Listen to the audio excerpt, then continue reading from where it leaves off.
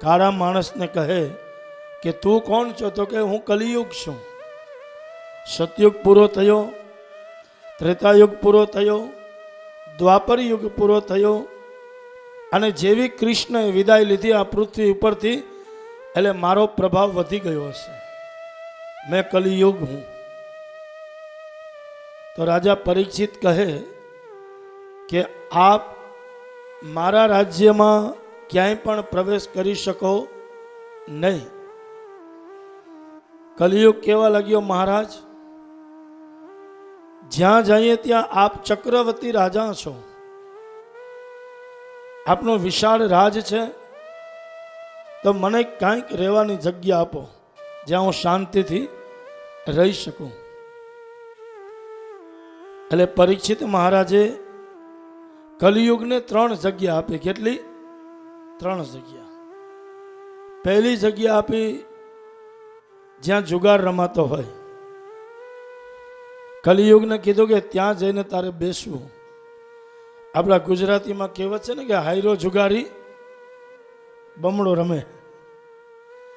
એટલે જ્યાં કલિયુગ એને કહે કે જ્યાં જુગાર રમાતો હોય આ ક્ષેત્રે તારે બેસવું.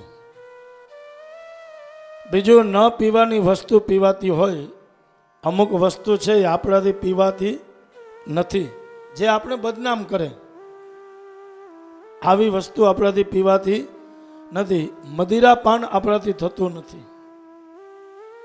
તો કહે જ્યાં દારૂ પીવાતો હોય, જ્યાં મદિરા પાન થતું હોય, ત્યાં જઈને તારે બેસી જવું.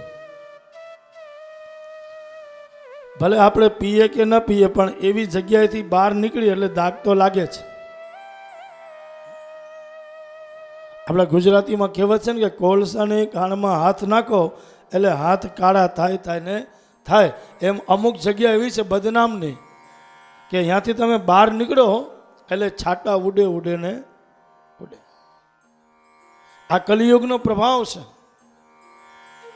અને ત્રીજું સ્થાન આપ્યું જ્યાં રૂપ વેચાતું હોય, જ્યાં સ્વરૂપના સોદા થતા હોય, અને જ્યાં સ્વરૂપ વેચાતું હોય ત્યાં તારે જઈને બેસી જવું. આ 3 જગ્યા કલિયુગને રાજા પરીક્ષિતે આપી. એક, જુગાર રમાતો હોય ત્યાં બેસવું. બીજું, મદિરાપાન થતું હોય ત્યાં બેસવું. અને ત્રીજું, રૂપના સોદા થતા હોય ત્યાં બેસવું. આ બધી વસ્તુ છે ને એને તમે ગમે એટલી સંતાડો ને તો આ ગમે ત્યારે એ ખુલ્લું પડે.